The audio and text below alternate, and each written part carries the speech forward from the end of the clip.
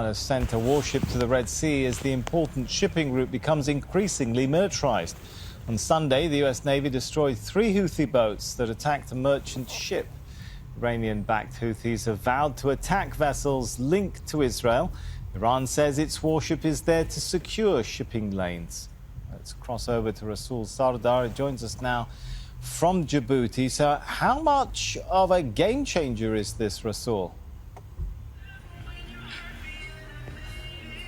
Well, Iranian warships regularly they operate in the area. So they say that they are sending their warships to secure the safety of the shipping vessels and the oil tankers. So it's not the first time that Iran is sending a warship to the Red Sea. However, what matters here is the timing. So this is coming right one day after the USA has killed 10 Houthi members in the region. And right after that, we have seen that the Deputy Foreign Minister of Houthi government in Yemen saying that the blood of Yemenis is not wasted and the price for that is high. Another Houthi spokesperson said that the US bears full responsibility and the consequences. So on the top of that, the Defense Secretary of the UK in a newspaper article said that the UK is ready to take further direct actions against the Houthis. Now we see that this threat language is dominating the situation here. So far, the conflict, the escalation in the Red Sea remained as a local one, despite it caused a huge disruption in maritime business here. However, that has changed after the USA killed 10 members of Houthis. And so far also, we have seen that the USA remained in a defensive position. But now we're seeing UK and the USA are also sending more and more warships here. And there are growing concerns that if Houthis retaliate, the USA could directly hit Houthi positions in Yemen, which could trigger a wider war in the region. Scenes like this are becoming increasingly frequent in the port of Djibouti. This U.S. missile-guided destroyer is refueling before embarking on its next mission in the Red Sea. It's here with the other U.S. naval vessels to counter Houthi attacks on commercial ships that have brought the maritime traffic here to a near standstill. We've seen the decrease in what we've been monitoring, anywhere between 30 to about 40% of what the normal ship traffic is.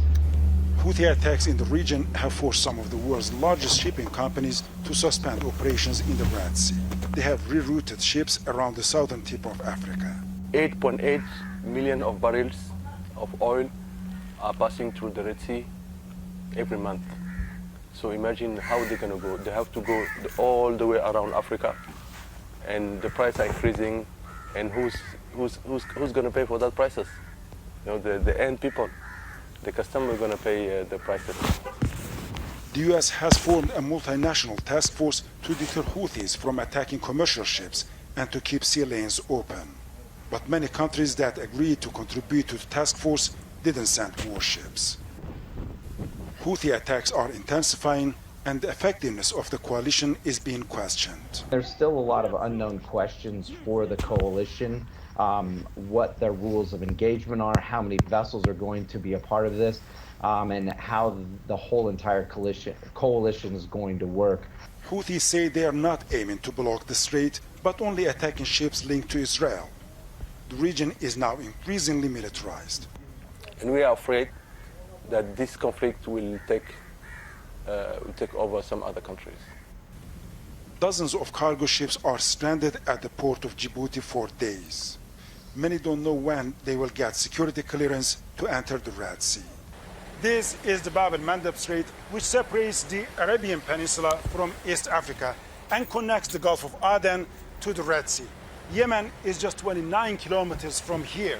About 12% of global trade passes through this strait and almost a third of all international container traffic.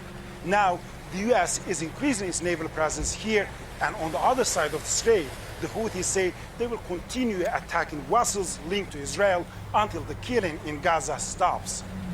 Rasul Sardar, Al Jazeera, Bab el-Mandeb Strait, Djibouti. Shalom.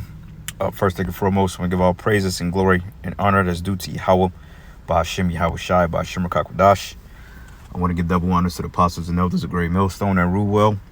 Blessings and salutations to the hopeful elect. Noise in this gospel abroad, lifting up the standard of Yahweh, Ba'Shem Yahweh Shai, wherever it may be. This is just a lesson through the spirit. Tensions, World War III update. As it says, Iran deploys warship to Red Sea amid soaring tensions. Okay, now you notice they were speaking on the Houthis. Okay, and we can get some on who are the Houthis real quick. Who are the Houthis? Okay, and when you look it up, it says the Houthi movement, officially known as Ansar Allah, and a Shia Islamist political and military organization. It says that emerged from the Sadr Gouvernement of Yemen in the 1990s. It is predominantly made up of Zaydi Shias, which their namesake leadership being drawn largely from the Houthi tribe. Okay, and it says here, the Houthis aim to govern all of Yemen and support external movements against the United States. External means outside, internal means in.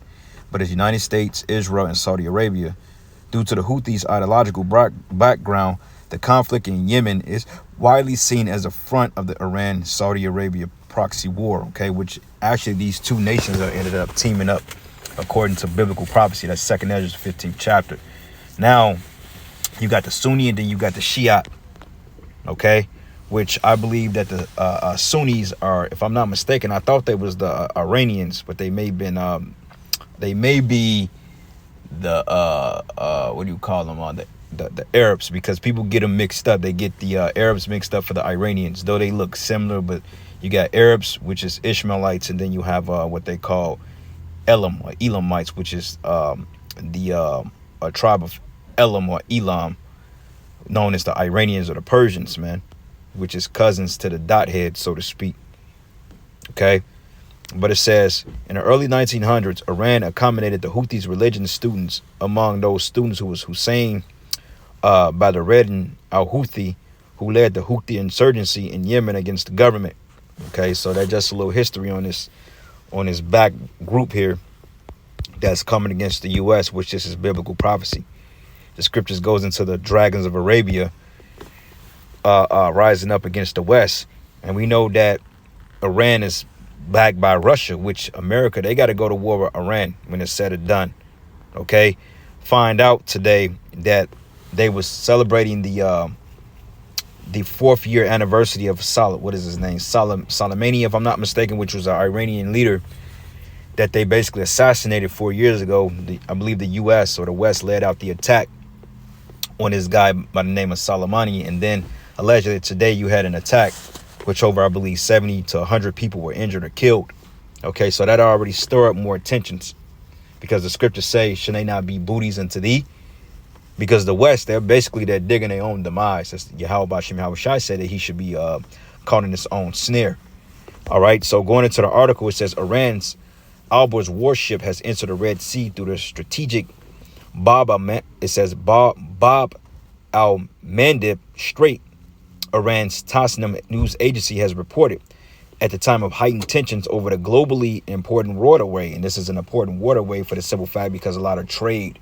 Okay, as you know that the Mediterranean seas and the Red Seas, they're known passageways for trade, okay, and commerce. All right, let's look up the Red Sea and Mediterranean Sea connection. TER. Because we know the Mediterranean Sea is a closed system, which, you know, keeps it clean, which is fresh, man. A lot of minerals, a lot of resources grow and harbor in that part of the land. Okay. Connection. What it tells us here, the Suez Canal is a human-made waterway that cuts north-south across the isthmus of the Suez in Egypt, and the Suez Canal connects the Mediterranean Sea to the Red Sea, making the shortest maritime route from Asia to Egypt. Asia to Europe. So meaning trade, man. Okay, so this is dealing with a lot of money, a lot of trades. Like, if you heard of bottleneck and supply chains, things aren't moving the way they was because, you know, this hold up. Okay, but these are two lucrative particular seaways out here in what they would consider the Middle East, which is no such thing as Middle East. It's actually the East. Okay, and as you see here, there's the Red Sea. You got what they call the Gulf of Aqaba, which is part of the Red Sea. It's the smaller portion. But if you see this small channel here, which between Israel and Jordan, which technically all this land here to the east is technically all Israel. Okay, it's not just this little strip. We have more land than that. Then you have Saudi Arabia here to the southeast. But you see here, this is the Red Sea, and then it harbors straight over to the Mediterranean Sea, which this is a gold mine right here. Okay, contrary to popular opinion, they say that the Suez Canal is probably one of the most lucrative when it comes to oil. But actually, you go back into what do you call what's that land over here? Venezuela, I believe, the one that they formed the coup against and pretty much bankrupt their economy. They're high in resources as well. Okay, but nonetheless, this is a gold mine, and Esau, he's looking to assume the rulership or assume the king of the hill in this region, and this is the reason why he's starting up wars, man, which is going to be the demise of this damn devil. All right, but anyway, reading on, it says that the Alborz destroyer entered the Red Sea by passing the Bab el-Mandeb waterway at the southern tip of the Red Sea, connecting with the Gulf of Aden and the Indian Ocean, the news agency said on Monday. It says it added that Iran's naval fleet has been operating in the area to secure shipping lanes, repel pirates, and other purposes since 2009, meaning they're defending it. It says the United States in early December set up a multinational naval task force for the Red Sea following a flurry of missile and drone attacks by Yemen's Iran-aligned Houthi rebels on merchant vessels, which led shipping companies to suspend passages through the now highly militarized area. So that means that things are getting ready to freeze up. Things aren't going to move. Prices are going to go up. Okay. Costs of particular resources are going to skyrocket, man. All because of this war. And you got the West to blame for that because, like I said, Esau Edom, he takes, man. Okay. He steals everybody's resources and then he turns the tables on them, man. And then declare war on them for wanting their resources back. But it says the Houthis say the attacks were in solidarity with Palestinians in the besieged Gaza Strip, where Israel is continuing a months-long bombardment campaign. It says, according to the International Chamber of Shipping, 12% of global trade passes through the Red Sea, which provides a shortcut past Africa via the Suez Canal. So that 12%, though that sounds very small, that's a big difference, man. Okay, but it says the Tanzum report comes a day after the U.S. Navy helicopters fired on the rebels attempting to board the cargo ship of Yemen, with rebels reporting 10 fighters dead. It said it also comes after the Sayyid Razai Musavi, one of the top commanders of Iran's Revolutionary Guard Corps in Syria, was killed in an Israeli airstrike outside of Damascus last week, man. Sound like some Call of Duty shit. But it says the UK threatens direct action, but Al Jazeera's Razul Sadar reporting from Djibouti said that Iran sending a warship to the region was not a new development, but from time to time there have been Iranian warships operating in this area. He said those waters are open to Iranian warships as they are open to many countries. But Sadar said more and more warships are now amassing the region, including those belonging to the U.S. and Britain, because here they come. You know, just like when they found all those particular lithium fields and gold down in Africa. Hey, when they found all them bars of gold, hey, you better believe the United States was down there the next day. Okay, they have a seize and conquer mission, man. Like when you play these Call of Duty games, they make it seem like the West is always fighting for the greater power of Western dominance and world dominance for police, but really they're the bad guys, man. Okay, and the other nations are defending their particular resources from Esau, which they have the right to do that. Because I remember at a point in time, Esau set up no-fly zones over Syria. Like, what the hell are you doing setting up no-fly zones over a particular sovereign country? And then you wonder why they want you out of their lands. Because I believe majority of these countries have U.S. bases there occupying their lands, man. You know, from Taiwan to South Korea to Japan.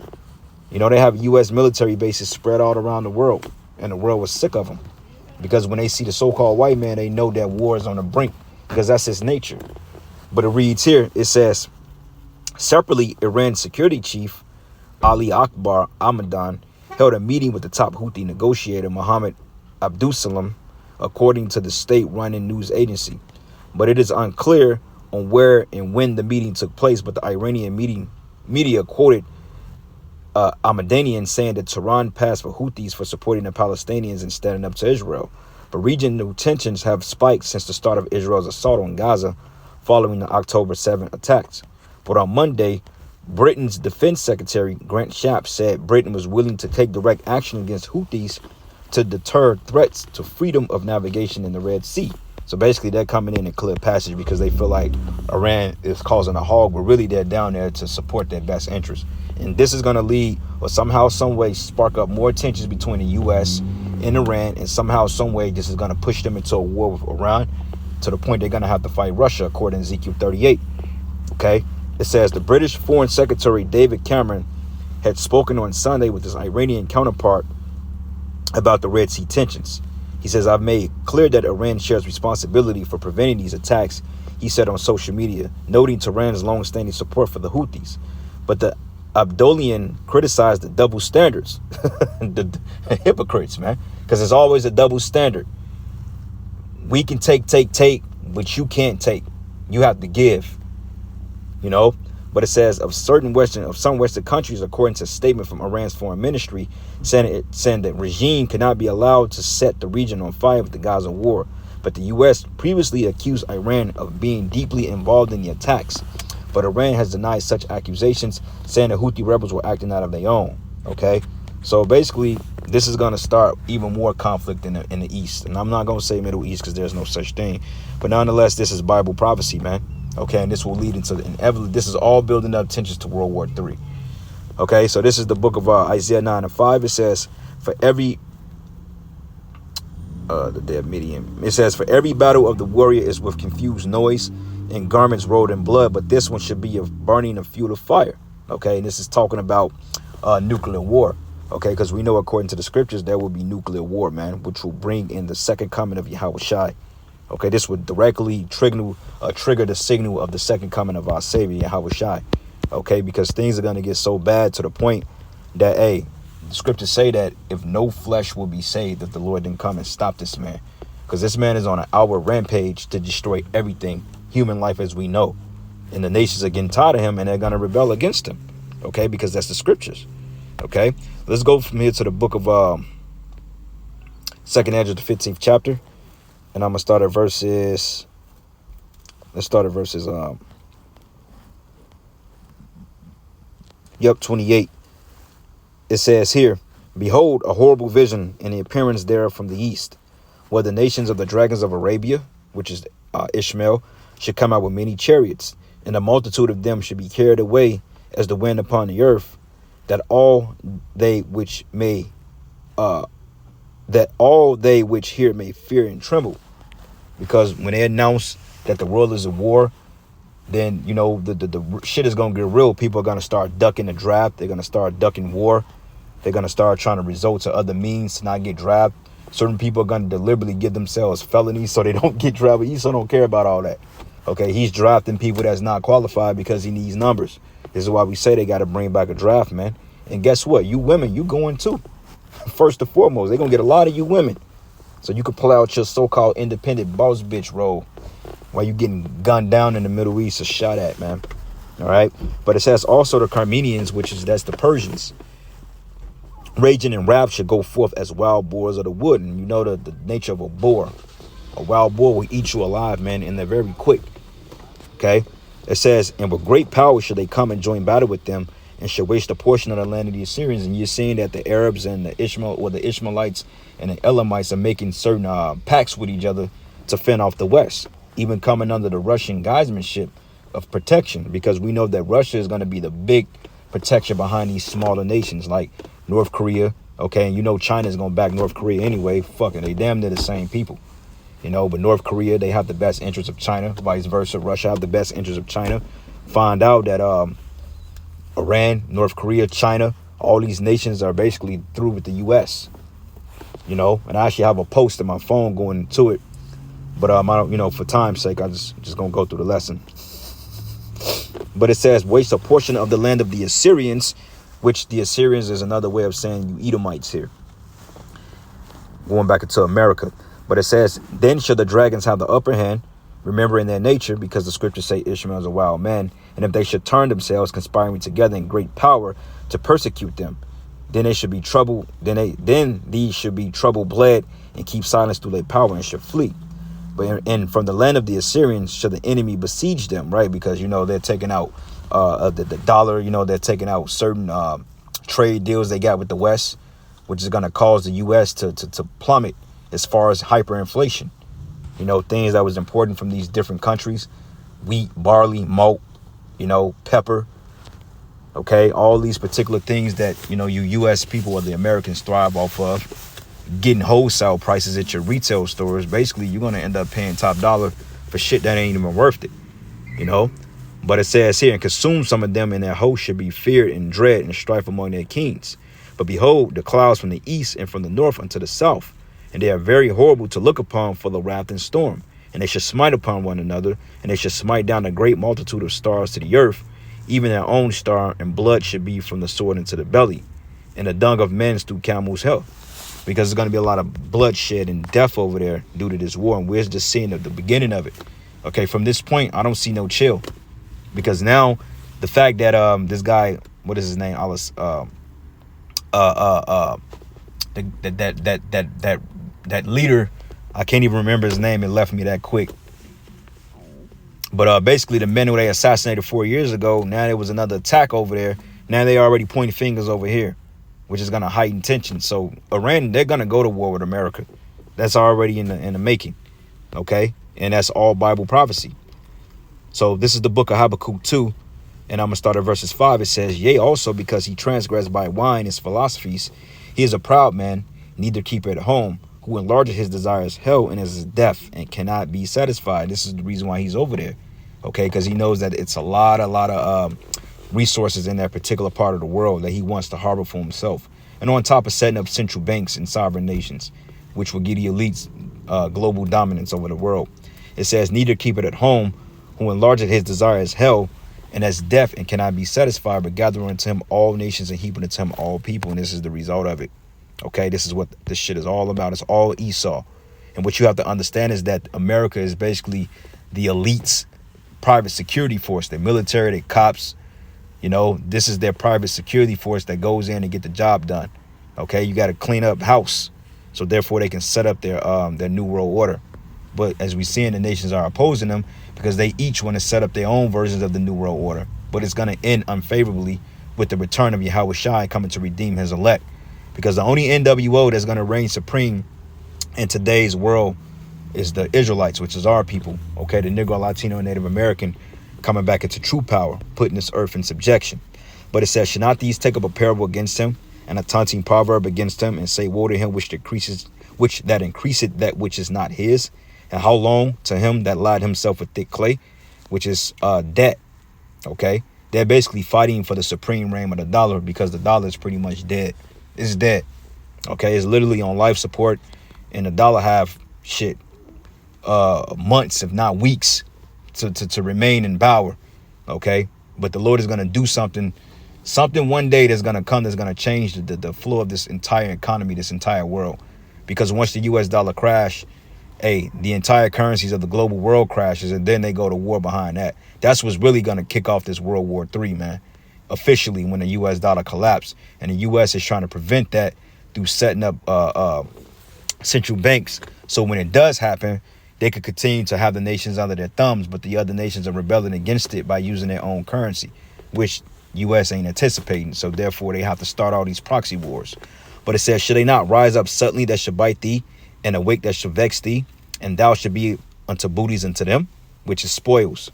But because thou hast spoiled many nations, the remnant of the people should spoil thee, and because of men's blood and for violence of the land, the city and all that dwell therein. Okay, but woe to him that covet evil covetous to his house, that he may set his nest on high, that he may be delivered from the power of evil. Okay, and that's what Esau is trying to escape the wrath of Yahweh Bashim Yahweh Shai, man. Okay, but anyway, I'll just end it there. Lord's will, you will edify, giving all praises and glory and honor that's due to Yahweh Bashim Yahweh Shai, Bashim Kakwadash. Double honors to the apostles and elders of Great Millstone. Blessings and salutations to the hopeful elect. Lord's will you will edify into the next lesson. Shalom.